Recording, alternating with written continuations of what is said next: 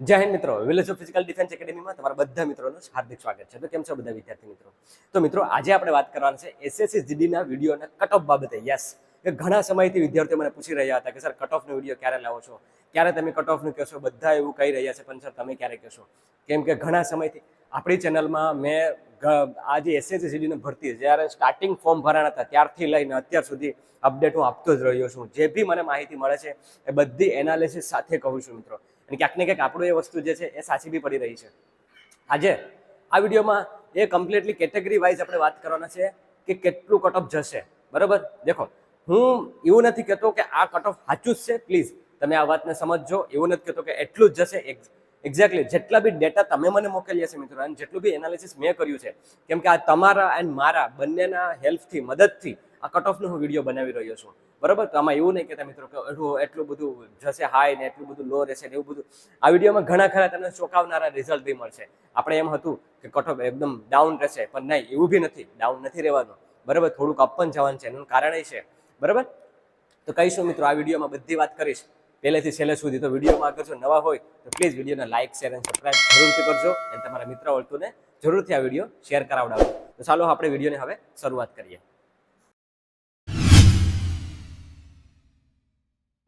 Okay મિત્રો, તો હવે આપણે વાત કરીએ કે જેટલા બી ડેટા તમે મને મોકલ્યા હતા અને જેટલા બી આપણે એનાલિસિસ કરાય એના આધારે પહેલી વસ્તુ એ કહેવાની છે કે ભાઈ ફિઝિકલ માટે કટ ઓફ કેટલું ગયું હતું. બરાબર, કેમ કે આપણે એ પહેલાં ખબર હોવું જોઈએ. પહેલાં આપણે એ વાત કરી લઈએ કે ફિઝિકલ માટે કેટલું કટ ઓફ ગયું હતું. તો દેખો, જનરલ કેટેગરીનું રહ્યું હતું, મેલનું રહ્યું હતું 90, ફિમેલનું રહ્યું હતું 87, એ બાજુ બોર્ડરમાં રહ્યું હતું 82, મેલનું, ફિમેલનું 78. પછી વાત કરીએ ઓબીસી કેટેગરી, તો ઓબીસીનું 88 રહ્યું હતું, જનરલનો એન્ડ ફિમેલનું રહ્યું હતું 85. બોર્ડર એરિયામાં મેલ 78, ફિમેલ 74. એસસીનું 89, મેલ 86, ફિમેલ. બોર્ડર એરિયામાં 81, મેલ 77, ફિમેલ. પછી વાત કરીએ એસટી કેટેગરી, 85, મેલ 77, ફિમેલ. આ બાજુ મેલ 57 અને 61, એ વધી ગયું હતું કેમ કે જગ્યા ઓછી હતી. બરાબર, પછી આ બાજુ ઈડબ્લ્યુએસ 79, મેલ 72, ફિમેલ. અને આ બાજુ 73, મેલ એન્ડ 64, ફિમેલ. તો મિત્રો એટલા જે આનાથી જેને વધારે માર્ક હતા ને, એટલા આનાથી વધારે જેટલા માર્ક હતા ને, એ બધાને ફિઝિકલ માટે બોલાવ્યા હતા. એટલો અંદાજો આપણે મળી ગયો. બરાબર, પોઈન્ટમાં આપણે વાત કરવાની છે કે ફિઝિકલ માટે કટ ઓફ આ. બરાબર, જગ્યાની સામે કેટલા પાસ થયા હતા, હવે એ વાત કરી લઈએ કે જગ્યાની સામે એક્ઝેક્ટ કેટલા પાસ કેટલા થયા હતા મિત્રો. બરાબર, તો જેટલી બી જગ્યા છે ને, જનરલ એરિયાની 943 જગ્યા હતી મિત્રો. બરાબર, તો એની સામે જે પાસ થયા છે ને, ઓલમોસ્ટ 2190 વિદ્યાર્થીઓ પાસ થયા છે. આ બધી કેટેગરી મેળવી એન્ડ એટલા વિદ્યાર્થીઓ પાસ થયા છે જનરલમાં. બરાબર, પછી આ વાત કરીએ બોર્ડર એરિયાની, તો 509 જેટલી વેકેન્સી છે. બરાબર, અને એની સામે પાસ થયા છે 1250. યસ, કે ઓલમોસ્ટ જે વિદ્યાર્થીઓ પાસ જે થયા છે ને, 1250 જેટલા વિદ્યાર્થીઓ પાસ થયા છે. અને એ વિદ્યાર્થી છે કે ફિઝિકલ અને મેડિકલ બંને ક્લિયર કરીને એટલા વિદ્યાર્થીઓ પાસ થયા છે. બરાબર, એટલા વિદ્યાર્થીઓ પાસ થયા છે. બરાબર, અંદાજો આપણે જે જગ્યા છે મિત્રો, એ 1400+ જેટલી જગ્યા છે. બરાબર, ગુજરાતમાં 1400 જેટલી જગ્યા છે. તો આ તો રહી વાત કે એટલા મતલબ ઓલરેડી એટલું કટ ઓફ હાઈ જતું રહ્યું હતું. કેમ કે તમે વિચારો 90, ક્યાં લાસ્ટ ટાઈમ 89 હતું. બરાબર, જનરલનું 89 ફાઇનલ નોકરી મળી હતી. અને આ વખતે 90 તો કટ ઓફ બોલાવ્યો. તો આ વખતે જશે કેટલું એ સવાલ છે. સવાલનો જવાબ આપણે આમાં ફાઇન્ડ કરશું મિત્રો. યસ, પછી વાત કરીએ કે જેટલા વિદ્યાર્થીઓ પાસ થયા એટલી જે જગ્યા છે ટોટલ. બરાબર, એની સામે એટલા વિદ્યાર્થીઓ પાસ થયા છે. ઓકે, તો આ તો રહી વાત એ કે એટલા વિદ્યાર્થીઓ હતા એની સામે એટલા પાસ થયા છે. ઓકે, હવે આપણે વાત કરીએ ફાઇનલ કટ ઓફનું. કેમ કે તમને થોડી ખ્યાલ આવવો જોઈએ કે છે એટલે ઓલરેડી એટલું તો હાઈટ થઈ જ ગયું છે. બરાબર, અને જે રિઝલ્ટ જે મતલબ કટ ઓફ જે છે એ ચોંકાવનારું છે. તો હવે આપણે કટ ઓફનું જોઈએ કે કેટલું કટ ઓફ ગયું છે, અને exactly category wise. Yes, border area male female, general area male female બધી વાત કરવાના છે અપ ટુ ડેટ. તો વિડીયોમાં છેલ્લા સુધી બન્યા રહ્યો છે મિત્રો. હવે કટ ઓફ વિશે માહિતી લઈએ. ઓકે મિત્રો, તો હવે આપણે વાત કરીએ category wise. Yes, category wise કેટલું કટ ઓફ જઈ શકે એમ છે. મતલબ કે આ તમે એવું કહેતા હશો કે હજી બી તમારામાં સવાલ રહેશે કે આ કઈ પોસ્ટનું છે. તો મિત્રો આ લાસ્ટ પોસ્ટનું છે. યસ, જે સૌથી છેલ્લી પોસ્ટ હશે ને મિત્રો, બરાબર, જે સૌથી છેલ્લી પોસ્ટનું ઓછું કટ ઓફ, બરાબર, ઓછું જેનું ડાઉન રહેશે ને એનું આ કટ ઓફ છે. બરાબર, આનાથી આ જેટલી બી કટ ઓફ હશે ને એનાથી ઉપરવાળાને જોબ મળી જશે, ડેફિનેટલી મળી જશે. ઓકે, તો જોઈએ હવે કેની કેટલું રહે એમ છે. પહેલા આપણે વાત કરીએ બોર્ડર એરિયાની. યસ, પહેલા આપણે વાત કરીએ બોર્ડર એરિયાની. બોર્ડર એરિયાનું આપણું જે યુઆરનું જે કટ ઓફ છે, બરાબર, જે મેલની વાત કરીએ બરાબર, તો યુઆરનું કટ ઓફ જઈ શકે એમ છે 93.67, બરાબર મેલ. ફિમેલનું 87.94, બરાબર.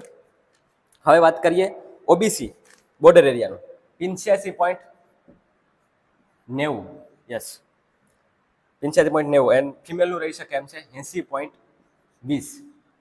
હવે વાત કરીએ એસસીની, યસ તો એસસીનું છે 90.57 મેલનું, અને ફિમેલનું બની શકે એમ છે 85.72, યસ. પછી વાત કરીએ ઈડબ્લ્યુએસ, તો ઈડબ્લ્યુએસનું 80.56, બરાબર, એન્ડ ફિમેલનું રહી શકે એમ છે 72.15, ઓકે. પછી વાત કરીએ લાસ્ટ એસટી, તો એસટીનું છે 63.78, બરાબર, એન્ડ 68.92, ઓકે મિત્રો. તો આ વાત હતી બોર્ડર એરિયાની. હવે આપણે જોઈએ જનરલ એરિયાનું કેટલું જઈ શકે એમ છે, જનરલ એરિયાનું કેટલું રહી શકે એમ છે મિત્રો. ઓકે, તો હવે એ ચેક કરીએ. ઓકે મિત્રો, તો હવે વાત કરીએ જનરલ એરિયાની. તો જનરલ એરિયાનું મેલનું જે જઈ શકે એમ છે મિત્રો. ડેટા થોડાક તમે એવું નહીં વિચારતા કે એટલું હાઈ હું કામ જોઈશું. જેટલા બી એનાલિસિસ તમે, કેમ કે અત્યાર સુધી આપણે જે વાત કરતા હતા ને એ થોડીક આધોઅધૂરી એનાલિસિસ હતી, યસ. ઓકે મિત્રો, તો અત્યાર સુધી આપણે જે વાત કરતા હતા ને એ તમારા અને મારા જે ડેટા આપણે પાસે અડધા આવ્યા હતા એના આધારે વાત કરી હતી. હવે આપણે પૂરેપૂરી માહિતી, થોડી ઓલમોસ્ટ માહિતી મળી ગઈ છે, બરાબર. તો હવે એના આધારે આપણે વાત કરીએ. હવે તો જનરલનો જઈ શકે એમ છે 101.30, યસ મિત્રો, 101 પોઈન્ટ, એટલે કે 101 થી વધારે માર્ક હશે ને મેલના, બરાબર, એને મળવાના ચાન્સીસ પૂરેપૂરા છે. ફિમેલનું 96.72, યસ. પછી વાત કરીએ ઓબીસી, તો ઓબીસીનું રહી શકે એમ છે 97.50, ઉપર જેટલા બી વિદ્યાર્થીઓના માર્ક્સ હશે એને મળવાની શક્યતા છે. ફિમેલની વાત કરીએ 92.65, યસ. પછી વાત કરીએ એસસીની, તો એસસીનું છે 98.72, યસ. એન્ડ ફિમેલની વાત કરીએ તો 96.85, યસ. ઓકે, નેક્સ્ટ વાત કરીએ ઈડબ્લ્યુએસ, તો ઈડબ્લ્યુએસનું જઈ શકે એમ છે 88.50, એન્ડ ફિમેલમાં વાત કરીએ તો 81.22, યસ. જોઈ લો છો મિત્રો. એન્ડ લાસ્ટમાં વાત કરીએ એસટીની 92.60, બરાબર, એન્ડ 86.42, યસ. તો મિત્રો એકવાર જોઈ લો, બરાબર. તમે તમારી રીતના બી સ્ક્રીનશોટ પાડવા હોય તો પાડી લેજો, બરાબર. મેં મારા અને તમારા દરેકો, હું એવું નથી કહેતો કે મેં એનાલિસિસ કર્યું છે ને મેં મતલબ આ બન્યું છે, નહીં, એવું નથી. મેં ઘણા વિદ્યાર્થીઓ પાસેથી ડેટા મંગાવ્યા પણ હતા કે તમારી પાસે કોઈ માહિતી હોય તો પ્લીઝ મને કહો, તાકી આપણે આનું વિગતવાર વ્યવસ્થિત કટ ઓફ લાવી શકીએ. અત્યાર સુધી લાવવાનું કારણ જ એ હતું કેમ કે મારે તમને વ્યવસ્થિત કહેવાનું હતું. ઓકે મિત્રો, તો આ છે બોર્ડર એરિયા. તો બોર્ડર એરિયામાં છે 93.67, બરાબર, બોર્ડર 93.67, 87.94 ફિમેલનું. ઓબીસીનું, જો ઓબીસીની વાત કરીએ 85.90 અને 80.20, બરાબર. એસસીની વાત કરીએ તો 90.57, 85.72. ઈડબ્લ્યુએસની વાત કરીએ તો 80.56 એન્ડ 72.15. એસટીની વાત કરીએ તો 63.78 અને 68.92. આ હતું બોર્ડર. હવે વાત કરીએ જનરલ એરિયાની, તો મેલની 101.30, એટલે કે 101 ઉપર જેટલા બી વિદ્યાર્થીઓને જનરલ કેટેગરીમાં માર્ક્સ હશે ને એને એટલું મળવાની ચાન્સ છે. લાસ્ટમાં લાસ્ટ પોસ્ટ તો મળશે જ મિત્રો, યસ. પછી ફિમેલની વાત કરીએ તો 96.72. પછી વાત કરીએ ઓબીસીની, તો ઓબીસીને છે 97.50 ઉપર જેટલા વિદ્યાર્થીઓ છે ને એને મળવાના ચાન્સીસ છે, એન્ડ 92.65. એસસીની વાત કરીએ 98.72, 96.85, એન્ડ ઈડબ્લ્યુએસની વાત કરીએ તો 88.50, 81.22 આ ફિમેલનું, એન્ડ એસટીની વાત કરીએ 92.60 એન્ડ 86.42.